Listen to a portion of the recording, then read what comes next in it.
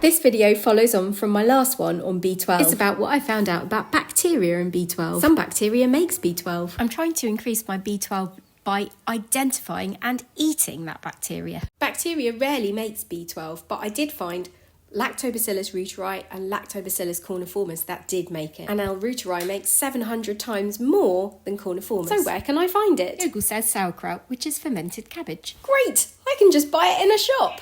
There's no point buying it in a shop because it's pasteurised and that destroys the bacteria. But does unpasteurised sauerkraut contain it? Let's look at the research. It does contain Lactobacillus corniformis and 686 other strains, but no L. reuteri. But I want L. reuteri, so where does it naturally live? Amazingly, it's indigenous to humans, and research reports it can be found in faeces, 38% of vaginas and 15% of breast milk. Everyone's got their limits. Could I find a more accessible source? Maybe skin. In 2016, researchers studied the microbiome of babies born either by vaginal or C-section delivery. All the babies were bottle-fed. Half of each group of babies had their milk supplemented with L. reuteri. The C-section babies who had not had milk supplemented with L. reuteri had a worse gut biome when compared with either vaginally birthed babies or the C-section babies that had had L. reuteri. The researchers concluded that L. reuteri is a keystone species of bacteria. The more I learn about this bacteria,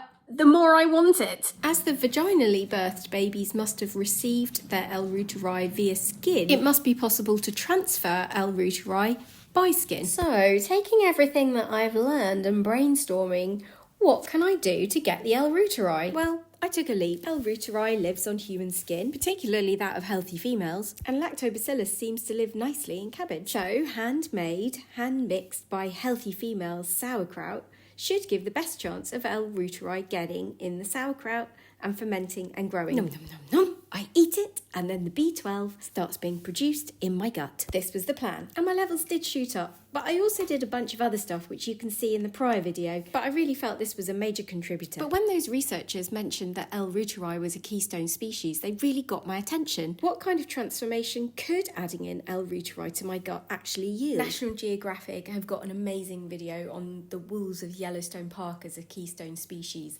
They changed everything. And even put more fish in the rivers. Could reintroducing L. reuteri to my gut be like reintroducing 40 wolves to Yellowstone National Park in 1995? Unfortunately, simply reintroducing L. reuteri isn't quite as straightforward as releasing the Yellowstone wolves. Research suggests that these bacterial allies need more than just a one-time boost. For instance, a 1980 study observed that vegetarian Indians who moved to London developed B12 deficiencies, something that they didn't face back home.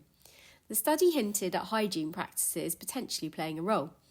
We know L. reuteri thrives in environments with more exposure to, well, let's just say Mr. Hanky. This exposure might have naturally maintained L. reuteri numbers in 1980s India, but in London, with its emphasis on hygiene, L. reuteri might have felt the squeeze. While this is just one study, it suggests a theory. L. reuteri requires regular replenishment. Unlike those Yellowstone wolves who could populate the park on their own, these bacteria need a helping hand. Personally, I opted for weekly BioGaia L. reuteri supplements as a precautionary measure. However, my gastroenterologist expressed caution as high B12 levels are sometimes observed in SIBO patients. In my case, I continue eating sauerkraut for my non-supplement intake, offering what should be another L. reuteri source with added health benefits. You're welcome to follow my journey against stage 4 cancer on She Dares Live.